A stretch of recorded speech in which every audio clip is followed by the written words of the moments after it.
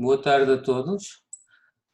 Vamos então dar início à sessão de entrega do prémio APRH e agora a sessão de abertura vai ser aberta pela professora Susana Neto, presidente da APRH, que vai falar agora. Obrigada, André. Muito boa tarde a todos. Muito obrigada pela vossa presença e por terem vindo assistir a esta interessante apresentação dos 3 trabalhos que foram premiados. O Prémio APRH, como todos sabemos, é uma instituição já bastante antiga, desde 1983, e tem sido atribuído, enfim, com o sentido de premiar a excelência e inovação em 11 áreas, que vão desde o ordenamento do território e até às questões da economia e regulação, passando pela hidráulica fluvial, pelas questões de qualidade de serviços de água, etc. Portanto, é um prémio muito abrangente.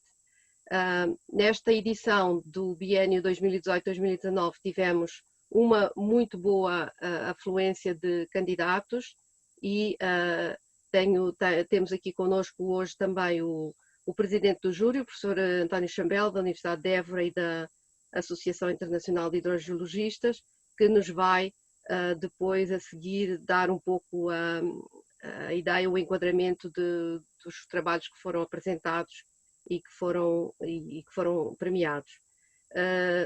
Nós temos aqui connosco também, obviamente, os três premiados, o Tiago, o Rui e o Felipe, a quem desde já damos os nossos parabéns e agradecemos o seu entusiasmo e a participação nesta edição, a última edição do prémio, e dou desde já as boas-vindas a todos.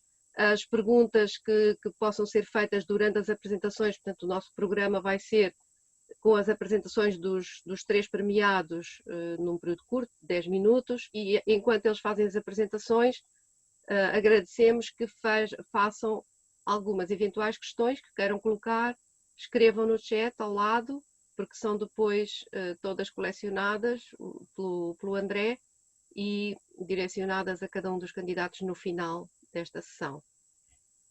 Então, passo a palavra a ti, António, e muito obrigada mais uma vez pelo trabalho deste júri, pelo esforço e pelo contributo para mais esta edição do Prémio APRH, e em nome da Comissão Diretiva agradeço também ao júri esta ajuda preciosíssima. Muito boa tarde a todos. Então, como a mim desta vez ser o presidente do júri do Prémio APRH, como sabem, a APRH atribui este prémio a cada 2 anos, coincidente com o Congresso de Água. Infelizmente, este ano, com a questão do Covid, teve de ser adiado o Congresso e, naturalmente, para não ficarem à espera mais um ano pelo prémio, foi decidido atribuir o prémio, então, hoje. O prémio é para trabalhos de doutoramento e para jovens investigadores, portanto, trabalhos de mestrado. Foram apresentados ao júri 8 trabalhos de doutoramento e 3, no caso dos jovens investigadores. Houve alguma diversidade temática nos trabalhos apresentados, o que mostra uma dinâmica ativa, de facto, das universidades e instituições portuguesas e outros institutos portugueses nesta área. Numa perspectiva global, havia trabalhos ligados aos serviços da água, à ecologia e ecossistemas ligados à água, um bom conjunto de trabalhos também ligados à dinâmica marinha, nomeadamente efeitos dessa dinâmica sobre as zonas costeiras, e um dos trabalhos referia-se a barragens. O júri foi constituído por personalidades reconhecidas na área da água de diversas instituições portuguesas, que preencheram uma grelha pré-concebida e que continha critérios como originalidade, inovação, âmbito e metodologia, a forma, a clareza e o rigor da apresentação, grau de complexidade ou profundidade, contribuição para o desenvolvimento técnico-científico no domínio dos recursos hídricos e aplicabilidade à situação portuguesa. Aqui cabe-me agradecer desde já a todos os elementos do júri que tiveram a amabilidade de aceitar e rever os trabalhos apresentados, obviamente. Despenderam o seu tempo para isto, a maior parte deles com imenso gosto fizeram questão de o referir, portanto não temos tido problemas em que as pessoas aceitem este tipo de trabalho. Daqui resultou uma classificação e uma recomendação do júri, que foi aceito pela APRH, tendo sido contemplados então com o prémio estes 3 investigadores que aqui vão apresentar brevemente os seus trabalhos. Como verão, os trabalhos de doutoramento premiados encontram-se no domínio da gestão e conservação dos ecossistemas ripários em rios, outro na otimização de proteções por fenómenos de erosão em estruturas offshore, como turbinas eólicas ou plataformas petrolíferas, entre outras. O trabalho de mestrado premiado respeita aos serviços da água, neste caso, através da programação da produção de energia elétrica em função dos valores de mercado dessa mesma energia.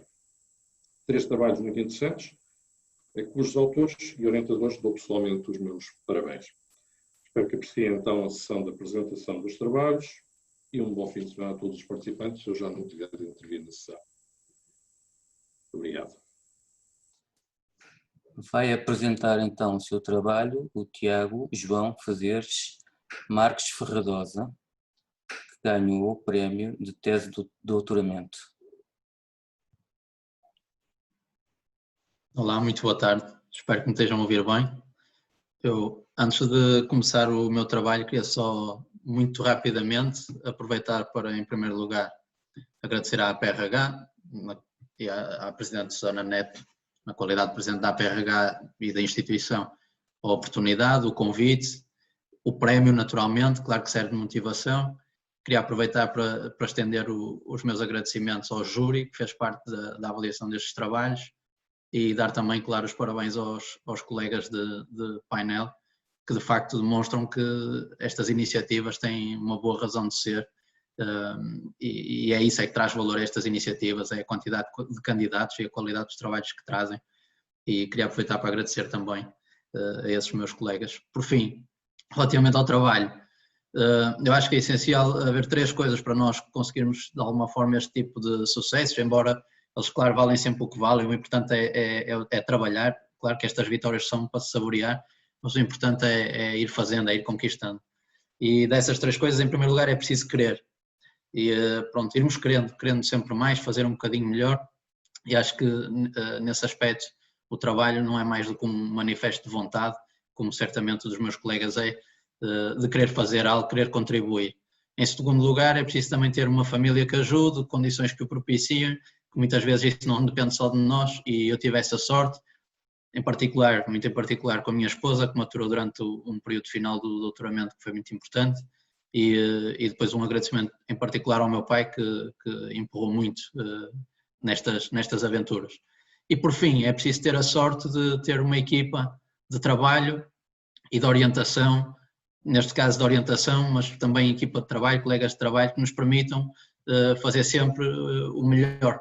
E eu tive muita sorte na equipa de orientação que tive, e acima de tudo acho que o sucesso da tese, embora eu seja o autor, na verdade é o sucesso de uma grande equipa, com um destaque particular para a professora Luciana e para a engenheira Teresa Reis do LNEC, que deram sempre um apoio muito grande, e acima de tudo um destaque maior ainda para o meu orientador, o professor Francisco Taveira Pinto, que deu todas as condições e todos os inputs necessários ao sucesso da tese.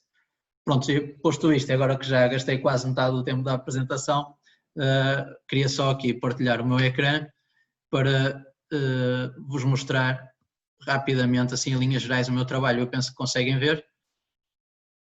Ok? Pronto, o meu trabalho basicamente o que propõe é uma análise de risco, uma metodologia de dimensionamento de proteções para erosões localizadas em estruturas offshore. Este caso foi um trabalho muito focado na componente da energia eólica, das estruturas de energia eólica, mas que poderia ser de qualquer modo aplicado a qualquer outra estrutura que esteja em alto mar. Basicamente, as proteções consistem num manto de enrocamento, que pode ter maiores ou menores dimensões, podem ser estáticas, podem ter ligeiros movimentos daquele enrocamento sem haver necessariamente a falha do sistema, e o que nós tentámos fazer foi dimensionar este tipo de proteções do ponto de vista probabilístico. Aqui tem uma pequena foto de um dos modelos físicos com que trabalhamos, neste caso na Universidade de Aalborg, na Dinamarca. Podem ver aqui a proteção já um bocadinho erodida, com um modelo físico de um pilar.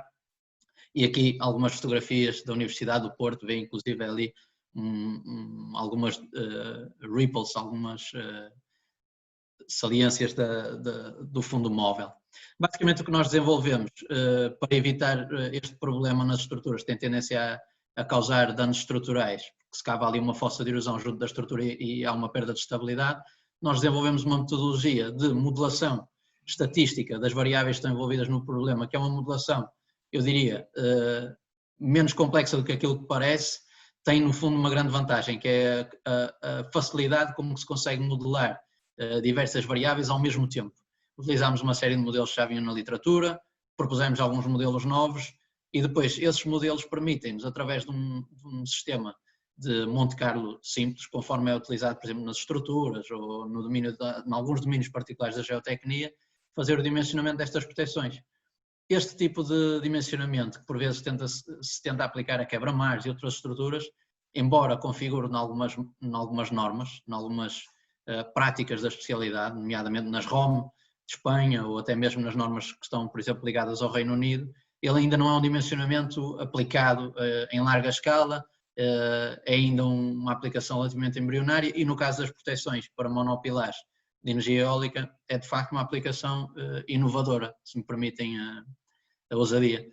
E nesse sentido, depois o que nós fazemos é calcular a probabilidade de falha associada a um determinado dimensionamento. O que é o dimensionamento? É o tamanho de cada um dos blocos do enrocamento ou dos blocos que vão constituir o enrocamento e depois podemos escolher o tamanho desse bloco mediante uma medida de segurança e a medida de segurança é essa tal probabilidade de falha e saber que para aquele tamanho temos uma noção, que é a noção de que aquela proteção poderá falhar uma vez em cada 10.000 ou em cada 1.000.000, depende do nível de segurança que queremos aplicar. Sem entrar em grandes detalhes, queria-vos deixar aqui algumas imagens de alguns modelos que nós aplicámos. Aplicámos muito modelos assimétricos para fazer o dimensionamento, para fazer a modelação de alturas de onda, períodos de pico, velocidades de corrente, tudo em simultâneo, que é de facto uma coisa interessante, permite obter simulações realistas. E depois chegar à tal associação entre aquilo que é, neste caso, o D50, que é o tamanho médio dos blocos, mas poderíamos utilizar qualquer outra dimensão ou qualquer outra variável de dimensionamento, a uma medida de segurança que é a probabilidade de falha. Neste caso, nós vemos aqui a comparação de dois pequenos critérios para uma proteção estática e uma dinâmica.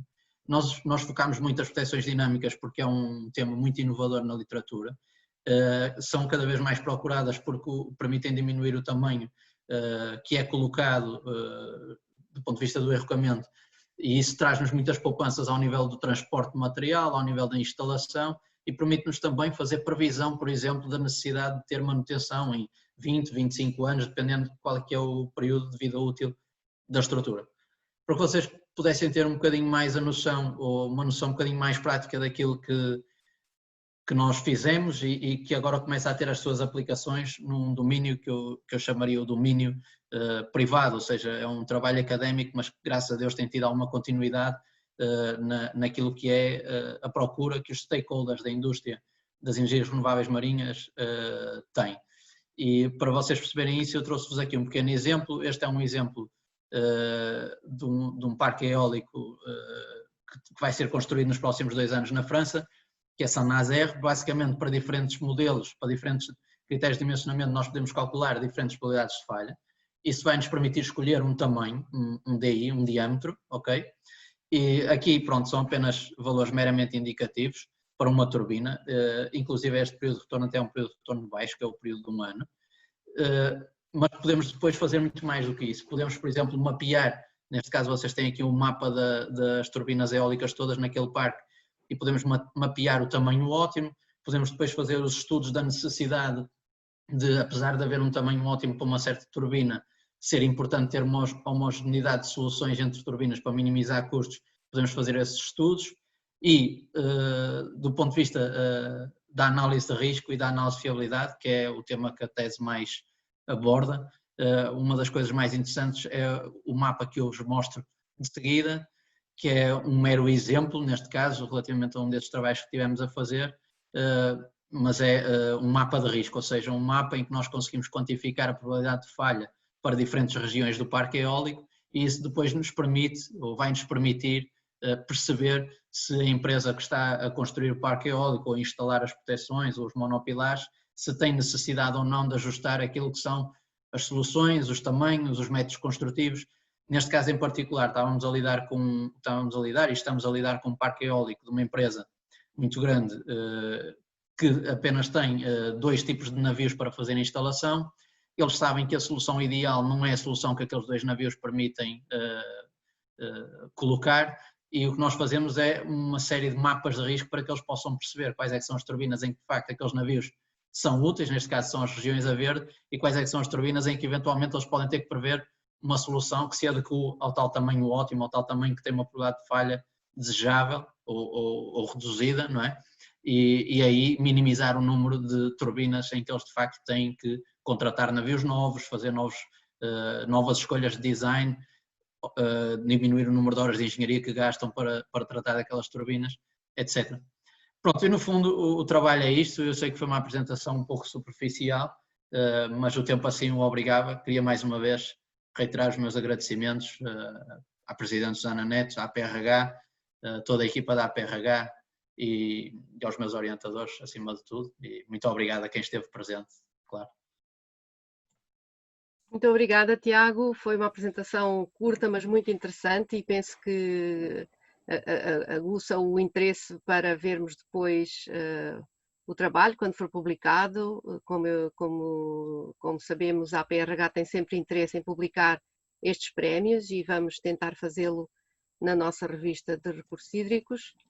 E convido mais uma vez os participantes a irem escrevendo as suas questões. Esta sessão está a ser gravada com autorização de todos os participantes, enfim, os que estavam até agora. Se alguém tiver alguma questão que não queira ser gravado ou ser depois disponibilizado o vídeo, por favor, diga, ou terá que, enfim, não disponibilizar a sua imagem, porque a nossa intenção é que depois na página da APRH fique disponível esta sessão e que quem não pôde estar hoje possa de qualquer forma ver estas curtas apresentações.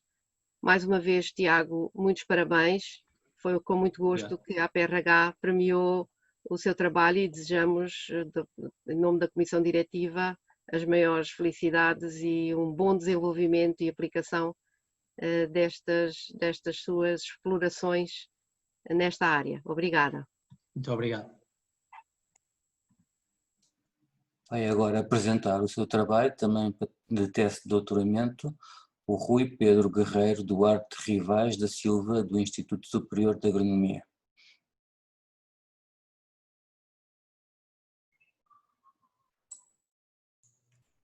Estão a ouvir? Boa tarde. Boa tarde a todos. Não sei se me estão a ouvir.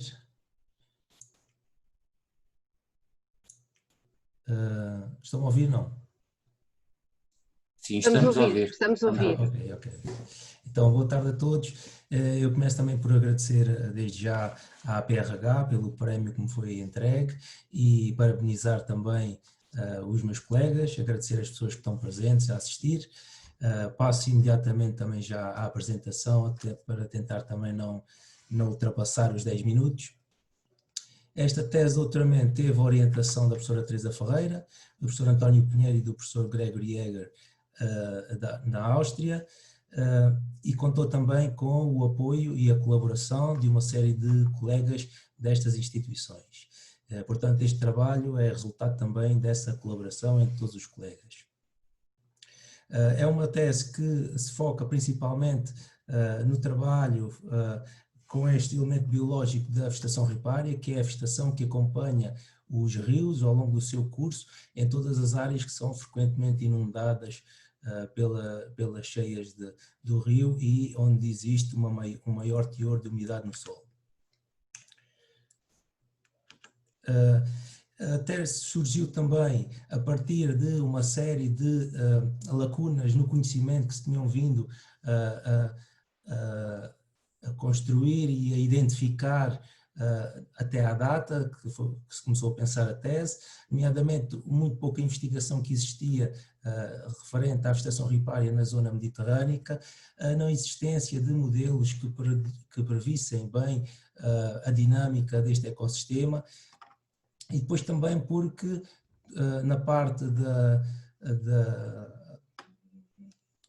onde vamos depois fazer o restauro fluvial e nomeadamente nesta parte dos caudais ecológicos, este ecossistema sempre foi posto um bocadinho de parte, não é?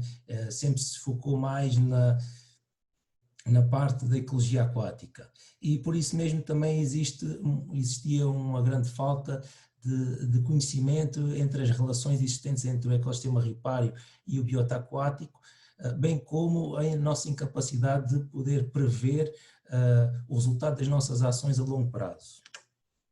Então a TESS focou-se muito nestas interações entre o regime hidrológico e a vegetação ripária e depois também tentar perceber quais eram as consequências para o biota aquático e para os processos fluviais. Utilizámos principalmente estes dois modelos, o River 2D, que é um modelo hidrodinâmico, e depois o Casimir Vegetation, que foi o modelo onde nós participámos no seu desenvolvimento e no seu aprimoramento.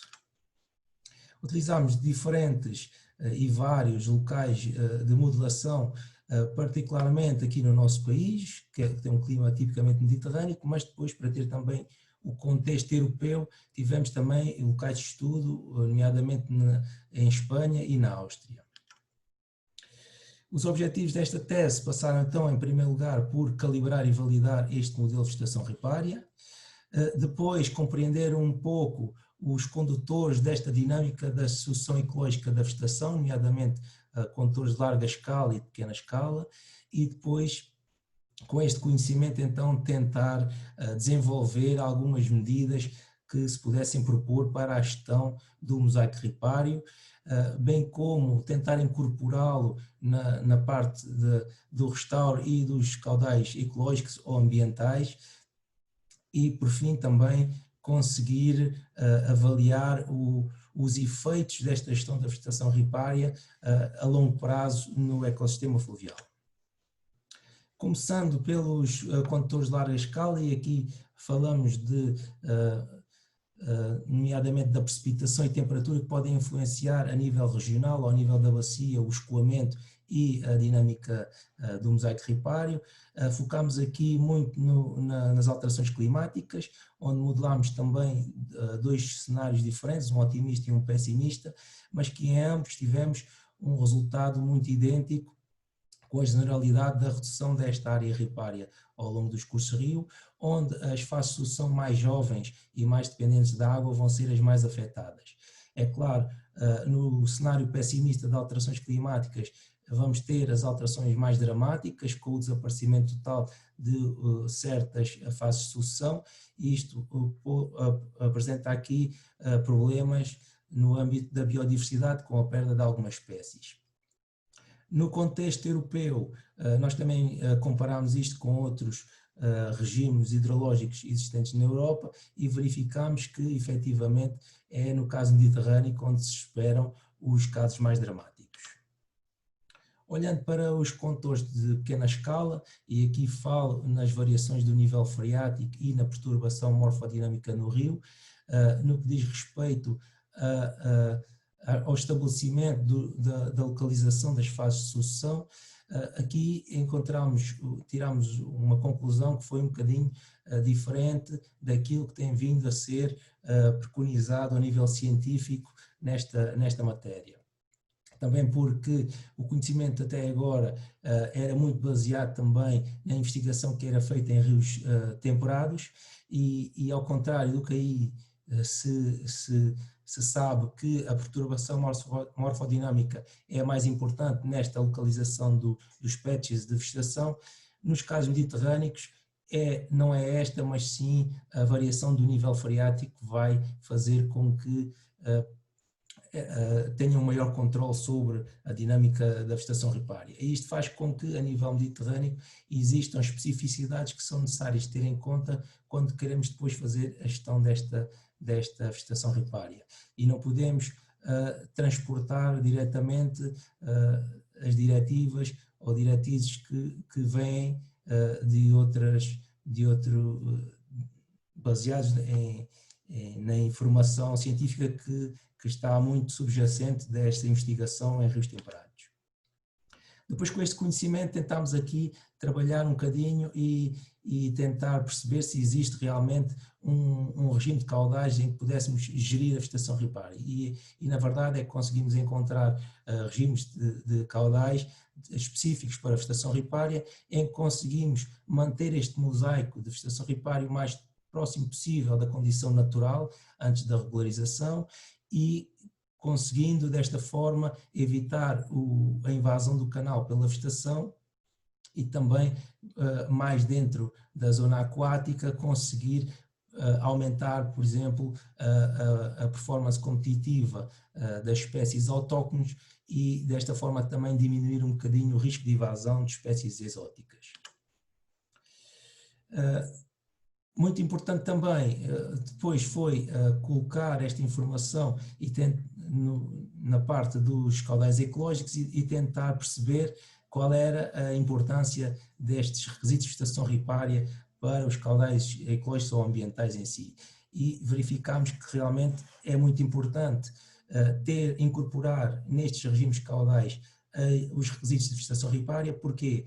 Porque quando se considera apenas o biota aquático, o que vai acontecer é que a vegetação se vai alterar em função da regularização.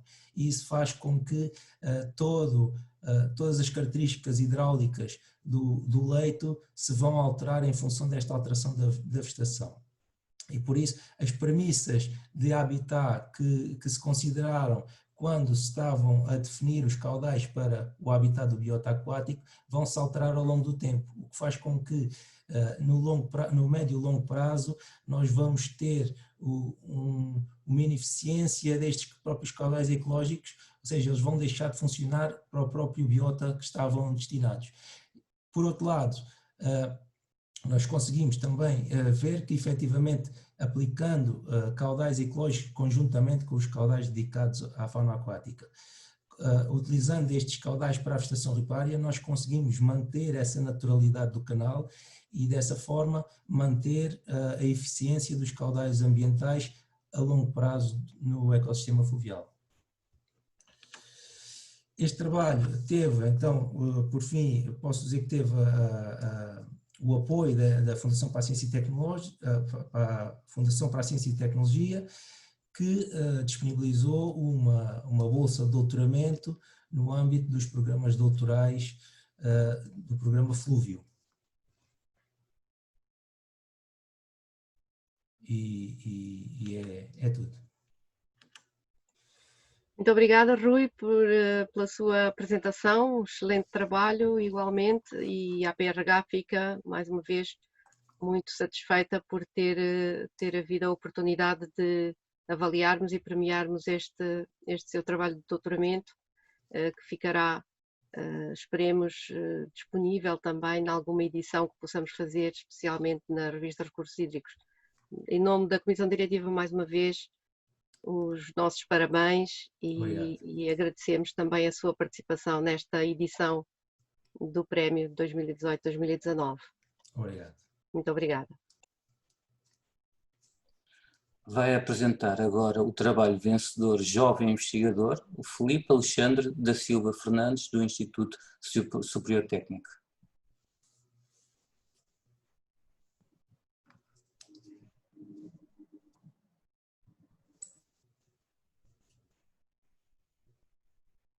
Ora, boa tarde a todos. Antes de mais, gostava de agradecer aos meus orientadores, ao júri e à APRH pelo prémio e também a todos os presentes, e dar os parabéns aos meus colegas premiados também. Relativamente à apresentação, vai versar sobre a motivação e objetivos, a curva da procura residual, que no fundo é a base deste trabalho, os casos de estudo que desenvolvemos, as conclusões e desenvolvimento futuro. Tendo em conta as dificuldades em resumir em 10 minutos, não vou aprofundar o modelo nem as restrições do modelo, porque só isso seria 10 minutos ou mais. Por isso foi resumido nestas secções. Antes de mais, em termos de motivação e objetivos, no que diz respeito à motivação para este trabalho, a evolução da potência renovável instalada, em particular na potência de energia eólica, como se vê no gráfico de potência instalada, tem trazido bastantes desafios na gestão do sistema. Nesse sentido, as centrais hídricas reversíveis, as centrais com bombagem, têm um papel acrescido na integração desta geração renovável. E nesse sentido, tendo em conta que são tidas por empresas de geração de energia, têm uma estratégia de maximização das suas receitas, nomeadamente através do mercado diário e do mercado de banda secundária, entre outros. Sendo que neste trabalho vamos centrar-nos nestes dois. Aqui é importante explicar o que são cada um destes mercados. O mercado diário é, no fundo, a base do mercado grossista de energia, onde os produtores licitam blocos de energia de cada central a um determinado preço. E o mercado de banda secundária faz parte do mercado de serviços de sistema e é onde os produtores licitam bandas de potência das suas centrais que dão a possibilidade aos gestores de sistema de subir ou descer a potência de determinada central, sendo que a base estará no que licitaram no mercado diário, permite, no fundo, ao gestor de sistema subir ou descer conforme o consumo ou algum imprevisto ou incidente que possa acontecer na rede. Tipicamente, as centrais hídricas reversíveis têm bombas com potência fixa, que estão ligadas ou desligadas e, por isso, não podem licitar em bombagem no mercado de banda secundária, porque não podem variar a potência. Elas licitam tipicamente em turbinamento, mas em bombagem não. No entanto, a evolução tecnológica permitiu a utilização em centrais hídricas de bombas com a capacidade de variar a potência. O que abre as portas a que estas centrais hídricas possam também licitar no mercado de banda secundária em bombagem e não apenas em turbinamento. Neste momento, em Portugal, pelo menos até pelo menos há 6 meses atrás, só existia uma central com esta capacidade, que é a central de Venda Nova 3 e Frades 2. Relativamente à curva da procura residual, que é então a base neste trabalho. Esta curva é obtida a partir das curvas de oferta e procura para cada hora do mercado e expressa o preço de equilíbrio do mercado em função da quantidade de energia ou potência. No fundo, o que é que esta curva faz? Para uma empresa de geração, dá-nos o espaço que essa empresa tem para atuar no mercado, em cada patamar de preço. E a forma como a sua licitação, ou seja, a sua atuação, seja para subir ou para descer, vai afetar o preço. Ou seja, se licitar potência, irá causar uma descida de preço, se licitar turbinamento, uma subida. Assim, em termos também da curva da procura residual e da estrutura do modelo, o trabalho em termos de cálculo e utilização das curvas da procura residual foram obtidos os dados do OMIE para o mercado diário e da REN para o mercado de banda secundária para uma semana, determinando 336 curvas de oferta e procura, 168 para cada mercado, e a partir dessas terminadas 336 curvas da procura residual, cujos dados servem de entrada ao modelo de despacho que foi desenvolvido e que eu disse há pouco que não posso, por restrições de tempo, entrar na explicação desse modelo. Em termos dos casos de estudo, tem aqui as características da central hídrica utilizada no mercado e os 4 modelos estudados foram em potência fixa na bombagem, ter a central hídrica a licitar apenas no mercado diário. Nas mesmas condições, com potência fixa na bombagem, licitar no mercado diário e no mercado de banda secundária. Aqui, pronto, tenham atenção que aqui pode licitar no mercado de banda secundária, mas apenas em turbinamento. E depois, com potência variável na bombagem, a licitar também nas mesmas condições, no mercado diário e no mercado de banda secundária. Assim, em termos de resultados, depois de aplicado o modelo, os casos de estudo A, que corresponde ao primeiro do slide anterior, quando comparamos com o C, que corresponde ao terceiro, ou seja, a licitação apenas no mercado diário, em ambos os casos, observa-se um aumento de 0,9% no lucro operacional. Aqui podemos concluir que a central não aproveita a liberdade acrescida que é dada pela potência variável na bombagem e tende sempre a bombar à potência máxima, ou seja, independentemente de fazer cair o preço na curva da procura residual, ela vai sempre licitar a potência máxima que tiver disponível. Quando comparamos o B com o D, ou seja, a central com potência fixa na bombagem a licitar em ambos os mercados e a central já com potência variável a licitar em ambos os mercados, aqui vemos um aumento expressivo de 28% no lucro operacional da central. Aqui pode-se concluir que a capacidade de licitar no mercado de banda secundária em bombagem permitiu mais 71% no lucro operacional apenas deste mercado, permitiu uma melhor adaptação do perfil de bombagem à curva da procura residual, porque quando estava a licitar em bombagem, a central poderia já regular a sua potência de modo a não fazer descer o preço ou subir, conforme for o caso. E também se verifica que ela vai sacrificar o lucro operacional que iria ter no mercado diário para guardar bandas de potência para conseguir licitar no mercado de banda secundária para obter assim um lucro operacional total superior. Aqui, ao compararmos os dois casos, ou seja, potência fixa e potência variável, dentro de cada um, ou seja, a licitação apenas no mercado de banda secundária e depois em ambos os mercados, vemos um aumento de 96% no caso de potência fixa na bombagem e de 150%, um aumento muito expressivo de 150% no lucro operacional, quando a central tem potência variável na bombagem e vai licitar em ambos os mercados. Ou seja, ao atuar em ambos os mercados, conclui-se que a central tira mais partido da potência variável e, mais uma vez, conclui-se também que sacrifica o lucro no mercado diário para poder licitar no mercado de banda secundária.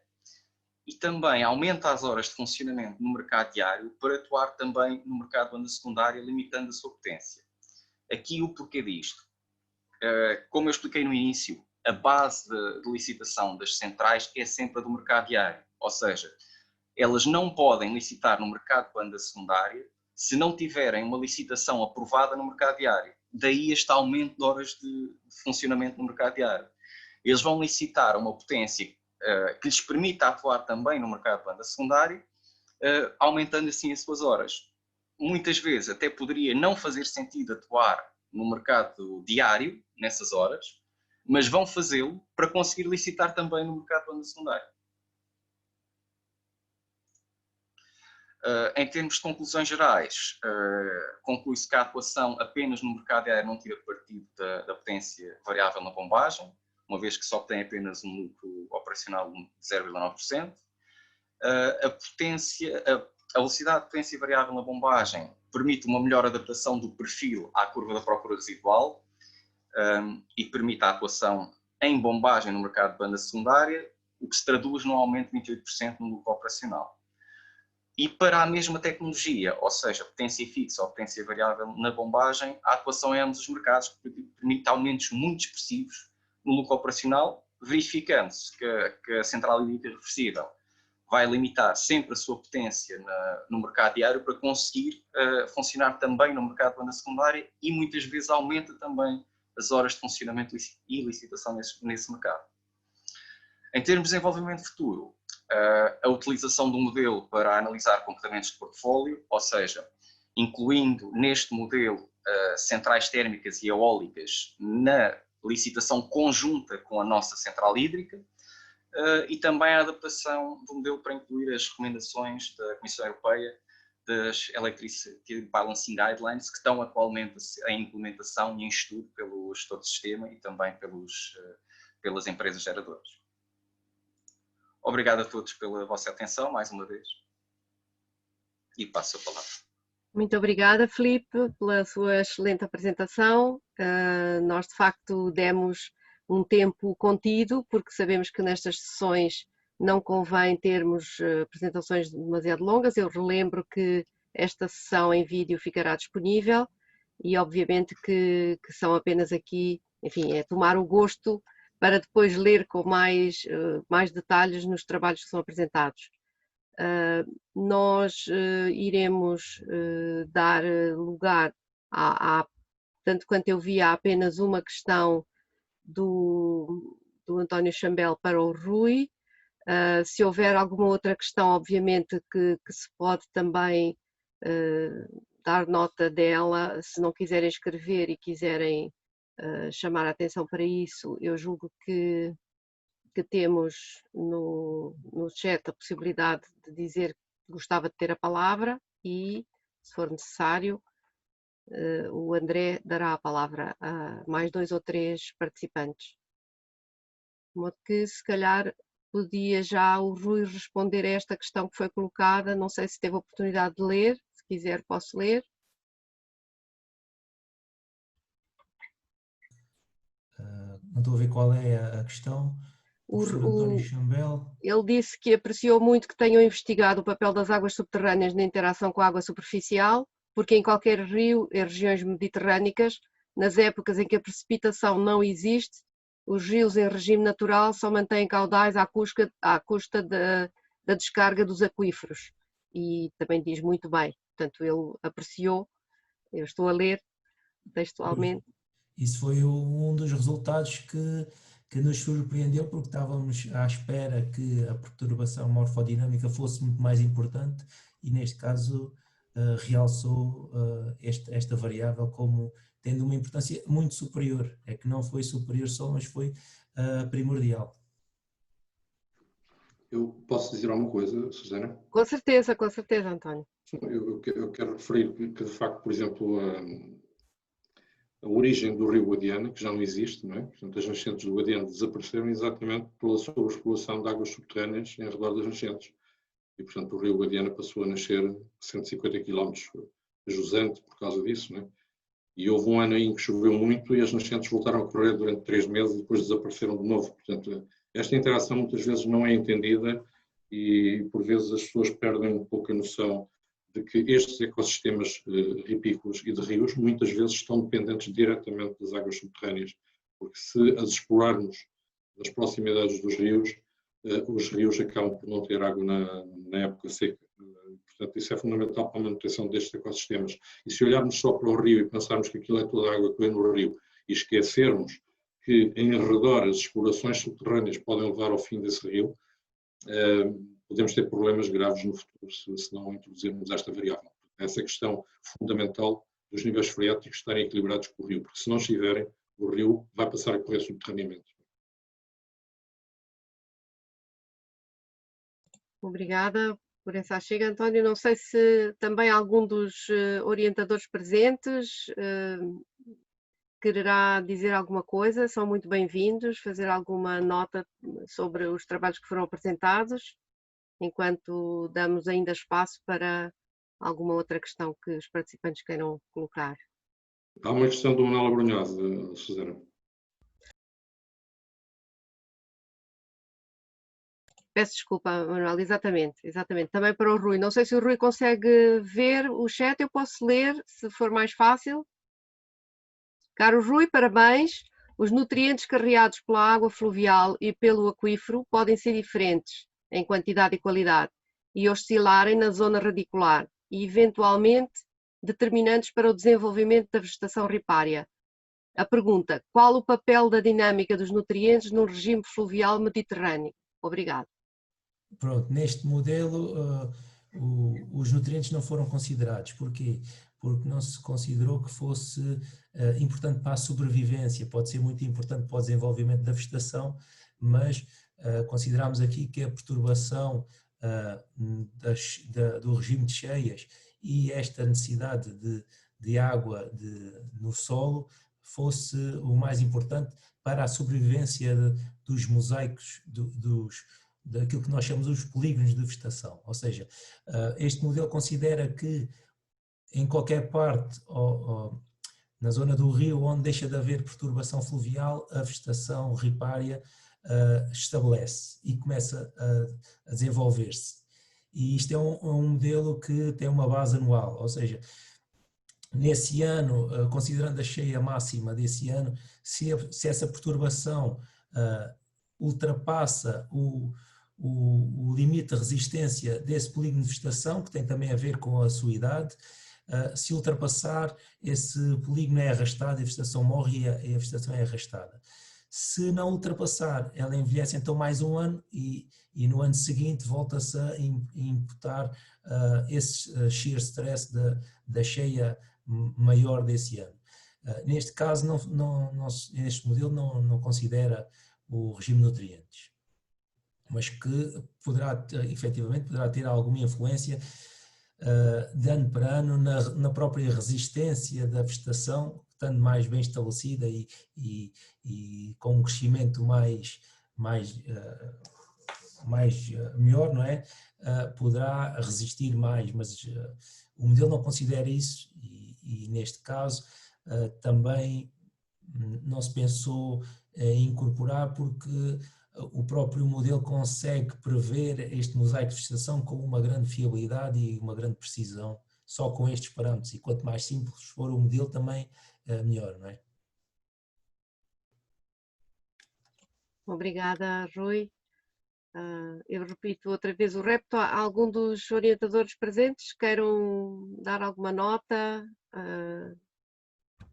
Além das perguntas, podemos ter aqui um pouco de espaço de debate para motivar depois as leituras dos 3 trabalhos que foram apresentados. Francisco, não queres aceitar este convite? Bom, enfim, eu acho que, em primeiro lugar, cumprimentar a todos, enfim, um cumprimento especial à Susana Neto e dar os parabéns não só à Susana como ao António por mais esta edição dos prémios APRH, portanto é com muito gosto que eu estou nesta sessão. Enfim, se fosse presencial não estava presente, por isso esta coisa do Zoom e das sessões à distância tem as suas vantagens. Portanto, para além de dar os parabéns a todos os premiados, mais uma vez, e também obviamente à organização, enfim, eu como orientador, enfim, do Tiago, só queria obviamente acrescentar que por um lado foi muito interessante e foi um gosto poder orientá-lo, para além do facto de ser uma pessoa com uma capacidade de trabalho, enfim, acima da média, portanto foi muito fácil orientá-lo. Enfim, quando ele agradeceu o meu trabalho, acho que, enfim, não era preciso agradecer tanto. E o que eu acho interessante é que, de certa forma, a escolha destes 3 premiados acaba por ser uma escolha muito feliz e, portanto, na perspectiva de que se nota que são trabalhos de investigação com uma aplicação prática muito direta e muito objetiva, se é que já não estão a ser aplicadas neste momento em casos reais. Enfim, isto foi patente no caso da tese do Tiago, enfim, no caso da tese do Rui, peço desculpa porque são áreas, enfim, que não dominamos totalmente, mas acredito que sim. E no caso da dissertação do Filipe, enfim, parece-me que realmente é uma análise extremamente importante para quem tem que lidar com estas decisões do dia-a-dia de como intervir nos mercados. Gostei muito da fotografia final do Filipe, que não tem nada a ver, enfim, com a barragem, mas portanto era uma obra portuária, enfim, muito interessante, muito bonita. Obviamente que eu não vou colocar nenhuma questão particular, mas enfim, fiquei com curiosidade em relação ao trabalho do Filipe. Enfim, para além da sua explicação muito clara e objetiva, uma questão que talvez possa ter passado pelas nossas, enfim, cabeças é um bocadinho como é que isso funciona na prática. Digamos, algum sistema, alguma plataforma onde todos esses inputs ou esses modelos estejam a ser aplicados de forma a facilitar a decisão, enfim, com base na sua experiência e com base, obviamente, no seu conhecimento nesta área. Quando se termina o doutoramento, enfim, passamos a ser das pessoas que mais percebem do assunto no país, é a vantagem de se fazer um doutoramento. Mas, enfim, eu como não sou propriamente, quer dizer, não sou especialista dessa área, eu trabalho mais com água salgada, mas, enfim, se nos pudesse talvez explicar a quem está presente nesta sessão em algumas palavras de forma muito sintética, como é que isso depois na prática funciona, portanto, em termos de teoria e em termos de desenvolvimento do modelo, isso ficou bem claro, mas depois na prática como é que isso se operacionaliza de certa forma. E era tudo, enfim, não queria dizer muito mais. Obrigado. Sim, posso dar um resumo. Antes de mais esclarecer, não é doutoramento, é mestrado. Desculpa. Mas... Parecia. Era bom. Mas não, no âmbito deste trabalho, eu neste momento sou colaborador da EDP, e no âmbito deste trabalho comecei a fazer um estágio e desenvolvi a tese na direção de mercados do grupo EDP. Portanto, posso dar um overview bastante aproximado ao que é na prática. Então, o que é que acontece? Para o mercado diário, existe uma plataforma que integra o mercado de Portugal e de Espanha, para onde todos os produtores têm que enviar as licitações hora a hora. Isto depois vai ser modificado agora com a implementação das novas diretivas europeias, mas por enquanto é hora a hora, as licitações por blocos de cada uma das centrais que têm. Ou seja, todas as centrais em Portugal e todas as centrais em Espanha vão enviar licitações de energia horárias com bloquinhos com o preço que estão a licitar. E para esse mesmo mercado, depois fazem as curvas de oferta e procura, fazem o encontro de curvas, e o preço que der, de preço de encontro, depois é pago a todas as centrais que forem ativadas e licitaram nessa hora. Para o mercado de banda secundária, aí funciona de maneira diferente. No mercado de banda secundária, quem gere são os gestores de sistema de cada país, como está integrado no mercado de serviços de sistema, e normalmente são ativadas conforme há restrições de rede ou outras em cada um dos países, cabe ao gestor de sistema aceitar ou não essas licitações. No fundo, o gestor de sistema publica as necessidades em termos totais de banda secundária, depois cada produtor faz a mesma coisa do que faz no mercado diário, publica, mas neste caso com bandas de potência, que são enviadas para a REN, e depois a REN dá os resultados das centrais que estão ativadas para a banda secundária. Depois, quando é necessário, isto é direto, ou seja, só podem licitar neste mercado as centrais que têm um serviço que é chamado teleregulação, que é, depois no despacho da REN, os operadores podem tomar o controle da central e variar diretamente a potência ponto a ponto, para aquelas que têm este serviço e que licitaram no mercado de banda secundária e foram ativadas. Funciona mais ou menos, resumidamente, funciona desta forma.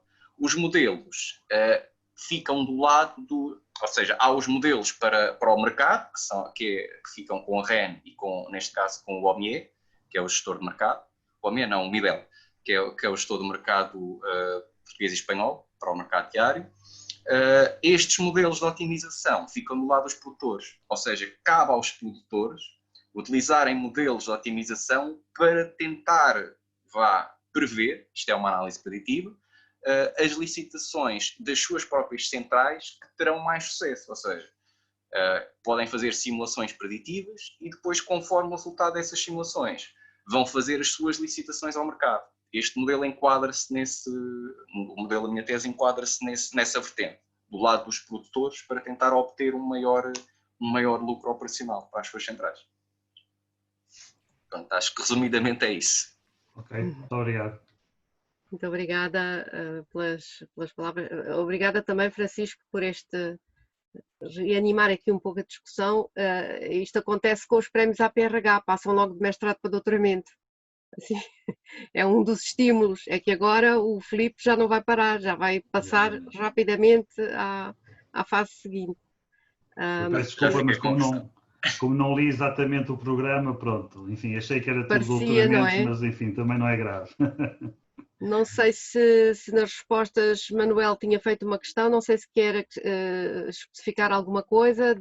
Eu li, portanto, quando lemos, não dizemos tudo aquilo que a pergunta pode ter.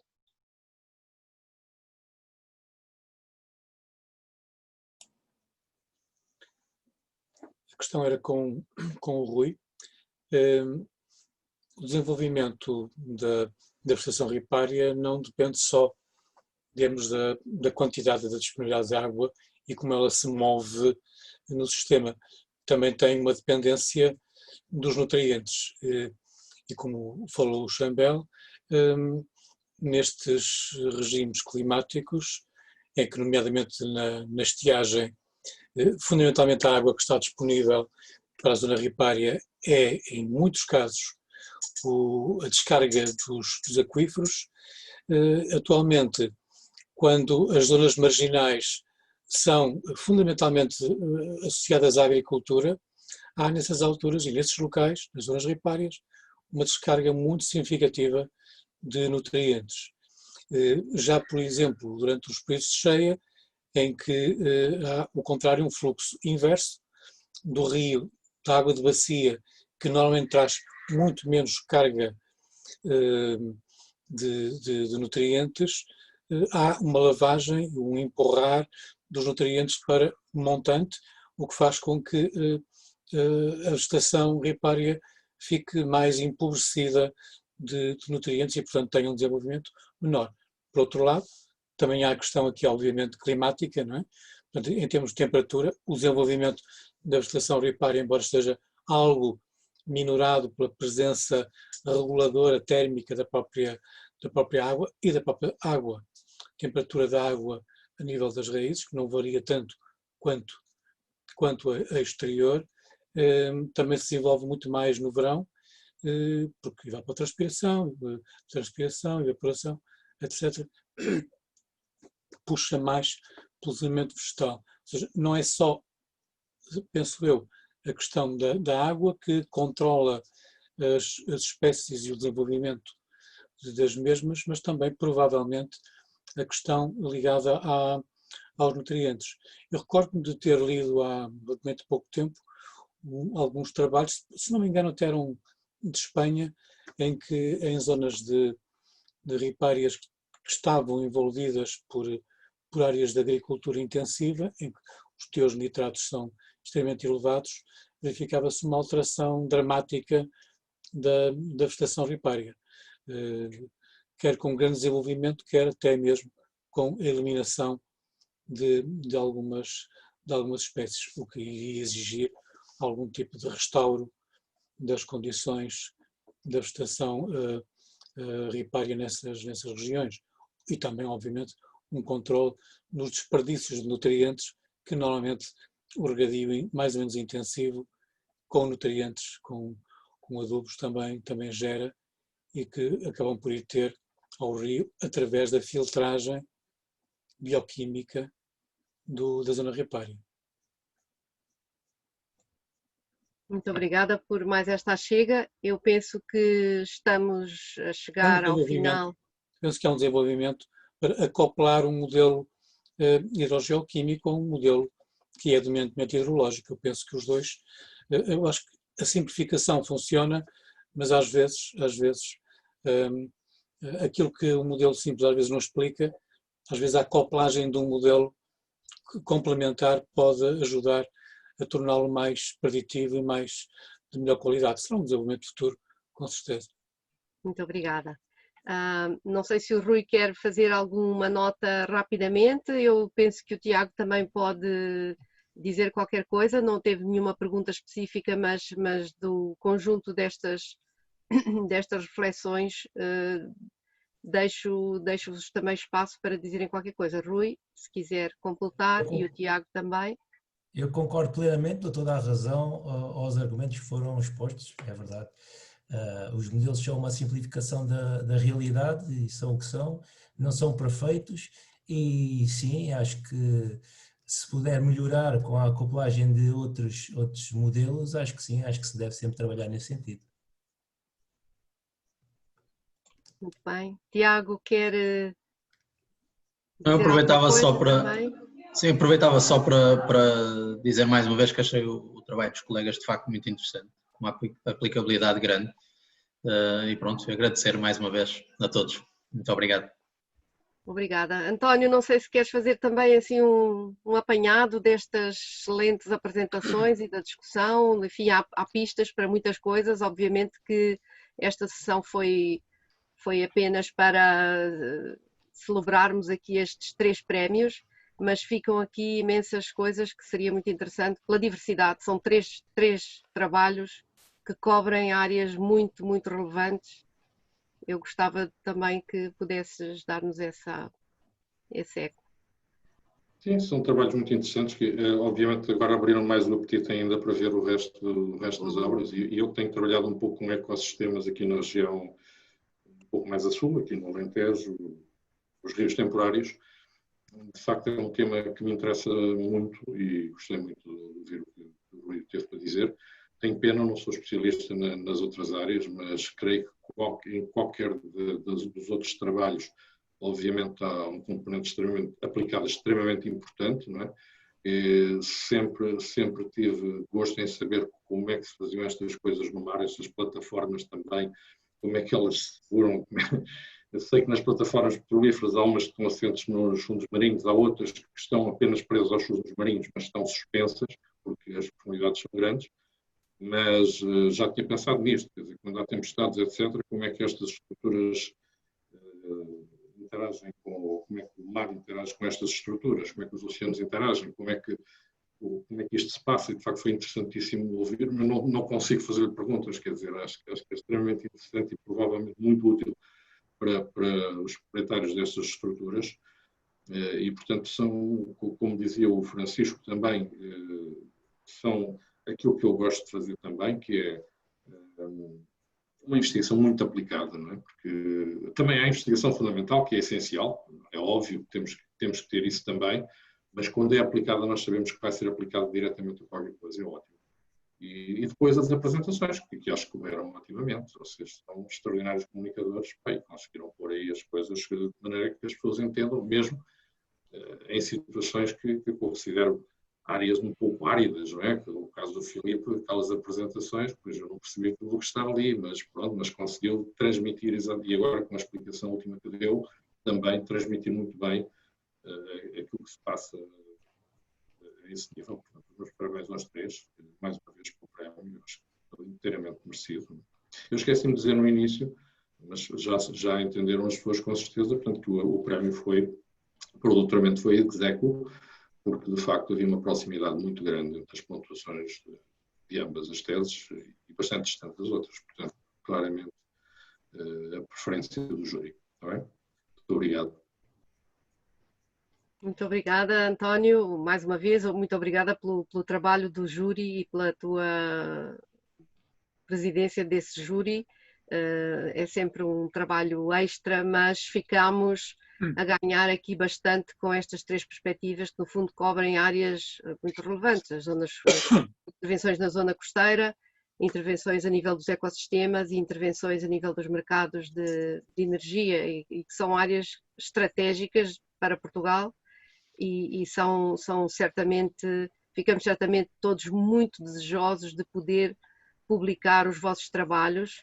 Mais uma vez, em nome da APRH, da Comissão Diretiva, gostaria de vos agradecer terem participado, de vos dar os parabéns. O prémio pecuniário é simbólico neste caso, aquilo que nós queremos realmente é atrair mais reflexão e mais investigação aplicada para o seio da APRH e poder também difundir, divulgar, e contamos convosco a partir de agora também para animar até no interior da APRH, e se quiserem propor a organização de eventos em cada uma destas três áreas, estamos abertos a poder promover essa possibilidade. Eu gostava de, antes de fecharmos, de relembrar o primeiro dos prémios em 1983, que foi atribuído ao nosso colega e grande amigo Francisco Nunes Correia, e foi exatamente sobre um modelo de cálculo de estimação de caudais, também com algumas pontos para o ordenamento do território, e na altura eu estava a acabar o meu mestrado e lembro-me perfeitamente de que esse trabalho dele foi muito inspirador e gostava apenas de lembrar, porque é interessante termos também na memória o primeiro dos premiados deste ciclo de prémios em 83, e foram de facto longos anos. Pelas minhas contas, eu estive hoje a contabilizar, eu penso que foram, com os três de hoje, foram 64 prémios à APRH que foram atribuídos. desde 1983. E até seria interessante um dia, se calhar, fazermos um apanhado, um pequeno livro comemorativo de todos estes prémios, e convido-vos já, os 3 mais recentes, se isso acontecer, a poderem participar nessa empresa. Mais uma vez, os meus parabéns, agradecer aos participantes, agradecer ao júri e agradecer, enfim, em particular, aos 3 premiados, ao Rui, ao Filipe, ao Tiago, pela sua inovação, pela sua energia, e que contamos convosco para mais atividades e mais reflexão na APRH. São sempre bem-vindos e gostamos muito de poder estar convosco nesta aventura do prémio deste biénio. E obrigada a todos os participantes. Muito obrigada. Cumprimentos a todos. Até à próxima. Obrigado. Deus, obrigado. Até à próxima. Obrigado. Até a próxima. Obrigado. A APRH, então, por encerrar esta sessão e dar mais uma vez os parabéns aos premiados e muito obrigado aos participantes.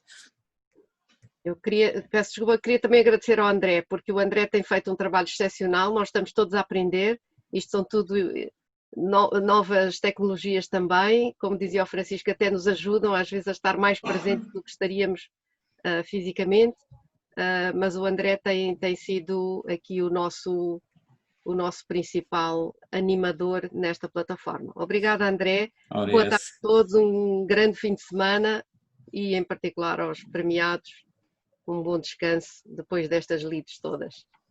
Muito obrigado. Obrigado. Obrigado.